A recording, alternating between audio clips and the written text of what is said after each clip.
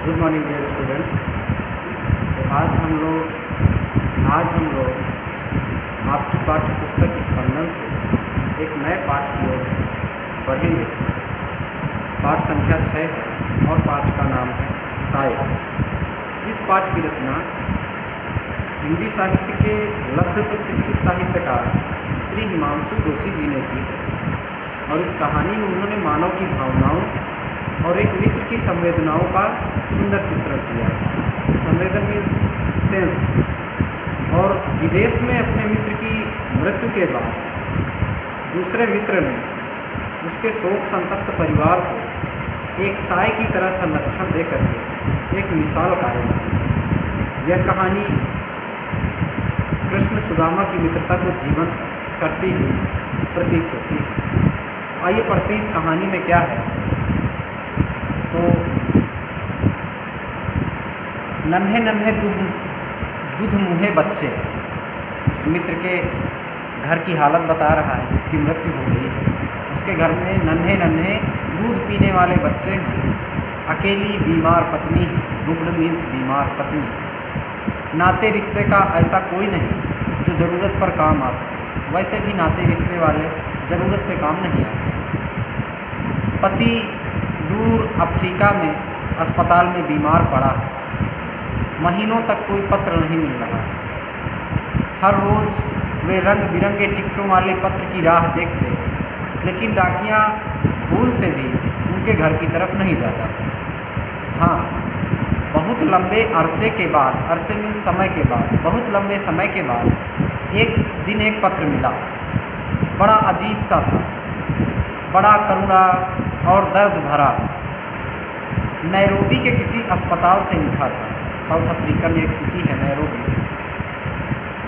रंग भेद के कारण, रंग भेद समझते हैं, काले गोरे का भेद विदेशों में बहुत है।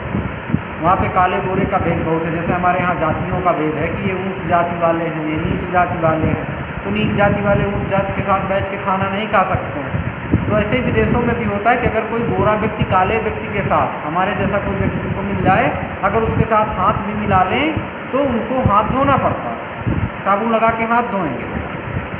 तो रंग भेद के कारण पहले यूरोपियन लोगों के अस्पताल में जगह नहीं मिली। इस देरी के कारण रोग काबू से बाहर हो गया। डॉक्टर ने ऑपरेशन की सलाह दी है, किंतु उसमें भी अब फ़ायदा समझ में नहीं आता। चंद दिनों की मेहमानदारी है, उसके बाद तुम लोगों का क्या होगा कुछ सोचता नहीं। पास होते तो कुछ करता। भरोसा रखना, भगवान सबका रखवाला है। जिसने पैदा किया है वह परवरिश भी करेगा। पत्नी पत्र पढ़ती रहे। अबोध बच्चे आंसू भरी आंखों से माँ का मुँह ताकते रहे।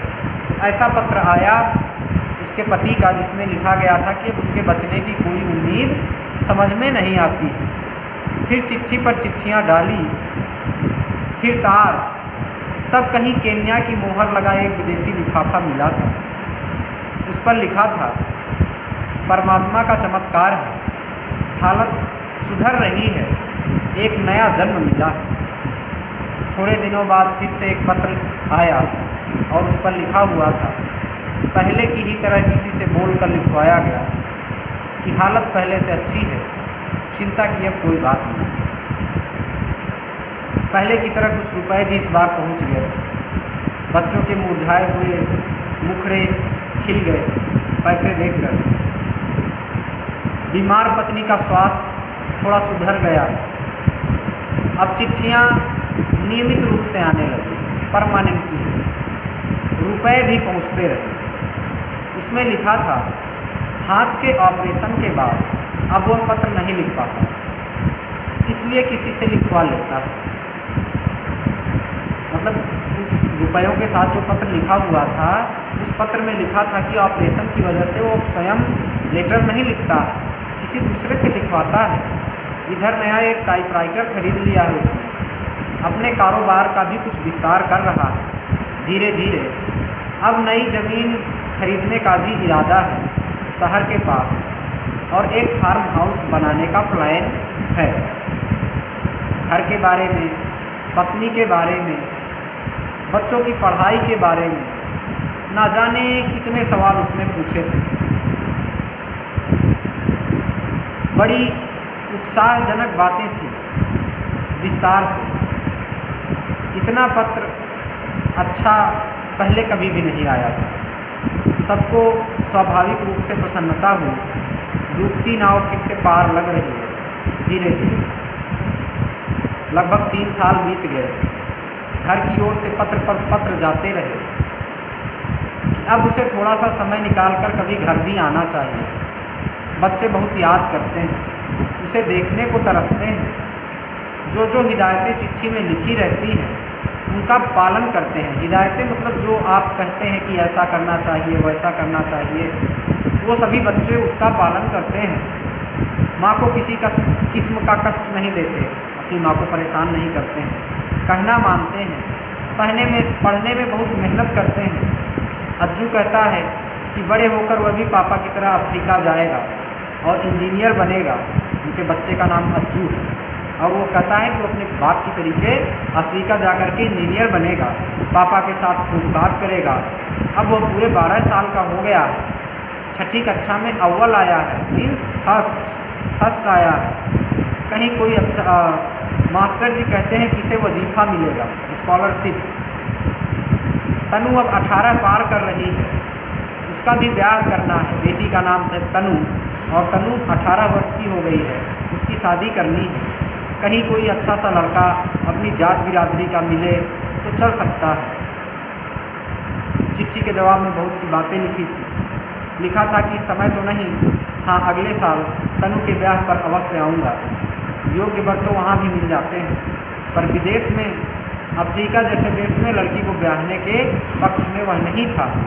दहेज की चिंता न करना, कहीं वर की खोज करना, मतलब दूल्हा ढूंढ लेना, पैसों की कोई टेंशन मत करना।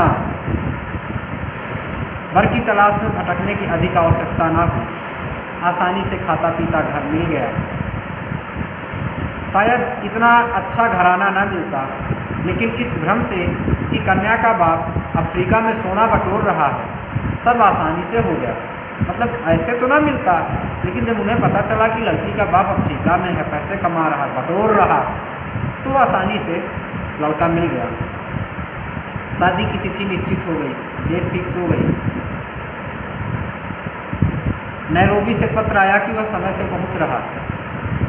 कपड़े गहने सब बनाकर वह साथ लाएगा, लेकिन शादी के समय वह चाह कर भी पहुंच नहीं पाया। विवशताओं से भरा लंबा पत्र आया कि इस बीच जो नया कारोबार शुरू किया है उसमें मजदूरों की हड़ताल चल रही है। ऐसे संकट के समय वह सब छोड़कर कैसे आ सकता है। हाँ, गहने कपड़े और रुपए भिजवा दिए। वर वधू के चित्र उसे अवश्य भेजें, वह प्रतीक्षा करेगा। मतलब उसने पैसे भिजवा दिए, लेकिन आने का समय उसके पास नहीं था। और उसने कहा कि दूल्हा और दुल्हन की फ़ोटो मुझे ज़रूर पोस्ट करना है। खैर, ब्याह हो गया धूमधाम से। विवाह के सारे चित्र भी भेज दिए गए। अज्जू ने इस वर्ष कई इनाम जीते। हाई स्कूल की परीक्षा में ज़िले में सर्वश्रेष्ठ रहा। खेलों में भी पहला स्थान पाया। बहुत से सर्टिफिकेट मिले, वजीफ़ा मिला। इनाम में मिली सारी वस्तुओं की फ़ोटो वे पापा को भेजना ना भूले। बदले में कीमती कैमरा आया, गरम सूट का कपड़ा आया, सुंदर घड़ी आई और एक मर्मस्पर्शी दिल को छू लेने वाला लंबा पत्र आया। इसमें लिखा था कि वह बच्चों की उम्मीद पर ही जी रहा है। पत्नी का स्वास्थ्य अच्छा रहना चाहिए, बच्चे इसी तरह नाम रोशन करते रहे, उनके सहारे वह जिंदगी की डोर को कुछ और लंबी खींच लेगा। यह सारा कारोबार उन्हीं के लिए तो है। पर अनेक वादे करने पर भी वह घर आना संभव नहीं हो पाता। हर बार कुछ न कुछ अड़चनें आ जाती हैं और उसका आना स्थगित हो जाता है। समय पंख बांधकर उड़ता रहा, बिना रुके हुए आबाद गति से। बच्चों ने लिखा कि यदि उसका घर आ पाना कठिन हो रहा है तो वे सभी अफ्रीका आने की सोच रहे हैं, कुछ वर्ष वहीं बिता लेंगे। उत्तर में केवल इतना ही लिखा था कि काम बहुत बढ़ गया है। नैरोबी, मोम्बासा के अलावा अन्य स्थानों पर भी उसे नियमित रूप से जाना पड़ता है। यहाँ विश्वास के आदमी नहीं मिलते, इसलिए उसे स्वयं ही खटना पड़ता है। यहाँ की आबो हवा, बच्चों की पढ़ाई, अनेक प्रश्न थे। अज्जू जब तक अपनी पढ़ाई पूरी नहीं कर लेता तब तक कुछ नहीं हो सकता। समय निकाल कर कहीं पर स्वयं घर आने का प्रयास करेगा। बच्चों की बहुत याद आती है, घर की बहुत याद आती है, लेकिन विवश है, क्या कर सकता है? व्यवस्था के लिए क्या किया जाए? अंत में एक दिन वह भी आ पहुंचा जब अज्जू ने अपनी पढ़ाई पूरी कर ली। कहीं अच्छी नौकरी की तलाश शुरू हुई।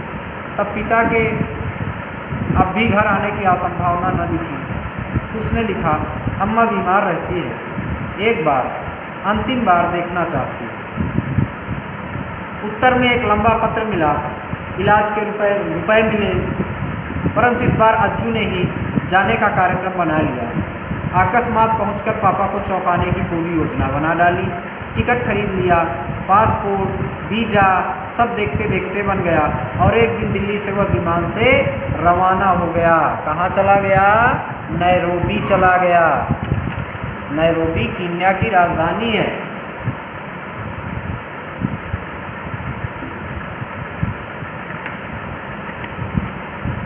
उसके मन में एक गहरी उत्कंठा थी, अभिलाषा थी उसकी कि पापा उसे देखकर कितने चकित होंगे।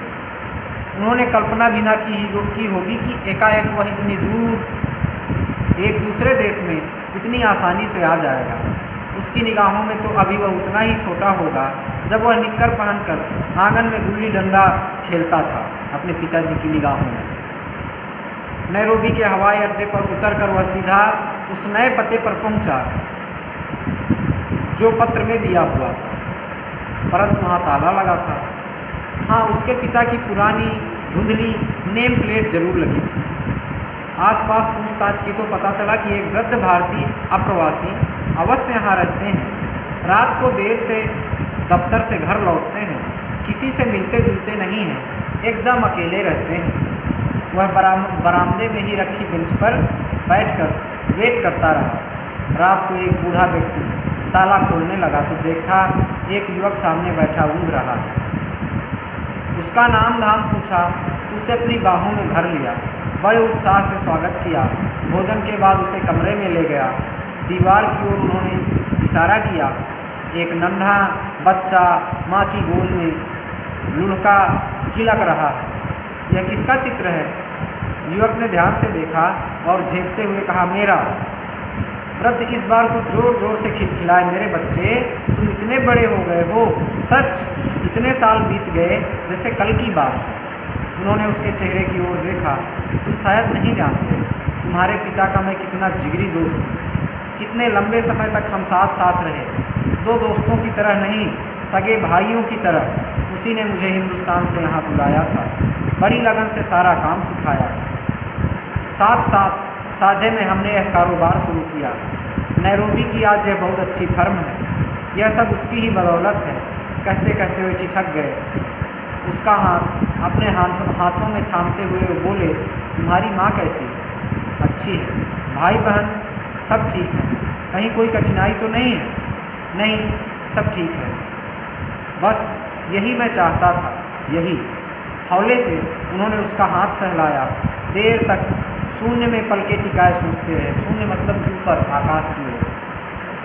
कुछ क्षणों का मौन भंग कर खोए खोए से बोले, देखो बेटा, तिनकों के सहारे तो हर कोई जी लेता है, लेकिन कभी कभी हम तिनकों के साए मात्र के आश्रय भंवर से निकलकर किनारे पर आ लगते हैं। हमारा जीवन कुछ ऐसे ही तिनकों के सहारे टिका है। यदि वे टूट जाएं, बिखर जाएं, तो पल भर में पानी की बुलबुलों की तरह सब कुछ समाप्त हो जाता है। जरा सोचो बेटा। वे खांसे और कहा, तुम्हारे पिता की मृत्यु आज से 15-20 साल पहले हो जाती तो क्या होता? भले ही वे एक अच्छी रकम तुम्हारे नाम छोड़ जाते। उन्होंने देखा कि युवक असमंजस में पड़ गया, दुविधा में पड़ गया, कंफ्यूज हो गया। गंभीर चेहरे की ओर देखा। रुपए रेत में गिरे पानी की तरह विलीन हो जाते और तुम अनाथ हो जाते। तुम्हारी माँ घुट घुट कर कब की मर चुकी होती। तुम इतने हौसले से पढ़ नहीं पाते, जहाँ तुम आज हो वहाँ तक नहीं पहुँच पाते। निराशा की, हताशा की और असुरक्षा की इतनी गहरी खाई में होते कि वहाँ से अंधेरे के अलावा कुछ भी न दिखता तुमको। उन्होंने अपने सूखे होठों को जीभ की नोक से भिगोया और कहा, हम दुर्बल होते हुए, असहाय, अकेले होते हुए भी कितने कितने बीहड़ वनों को पार कर जाते हैं। सहारे की एक अदृश्य डोर के सहारे हम बड़ी बड़ी मुश्किलों को पार कर जाते हैं। उनका गला भराया, तुम्हारे पिता तो तब ही गुजर गए थे बेटे। अपने साझे कारोबार से उनके हिस्से के पैसे तुम्हें नियमित रूप से भेजता रहा। कितने वर्षों से मैं इसी दिन के इंतज़ार में था। अब तुम बड़े हो गए हो, अपने इस कारोबार में मेरा हाथ बटाओ। तुम सरसब्ज हो गए, सरसब्ज में से हरे भरे बड़े हो गए हो। मेरा वचन पूरा हो गया, जो मैंने उसे मरते समय दिया था। उसका गला भराया। वे दीवार पर टंगे एक धुंधले से चित्र को न जाने क्या क्या सोचते हुए देखते रहे। तो आपने इस कहानी में देखा कि एक साहित्यकार हिमांशु जोशी ने किस प्रकार एक रचना के माध्यम से यह प्रदर्शित किया कि एक मित्र को हमेशा दूसरे मित्र का भला सोचना चाहिए। यही मित्र अगर चाहता तो बेईमानी कर जाता, अपने मित्र के पूरे बिजनेस को हड़प जाता। लेकिन हमें ऐसा नहीं करना चाहिए।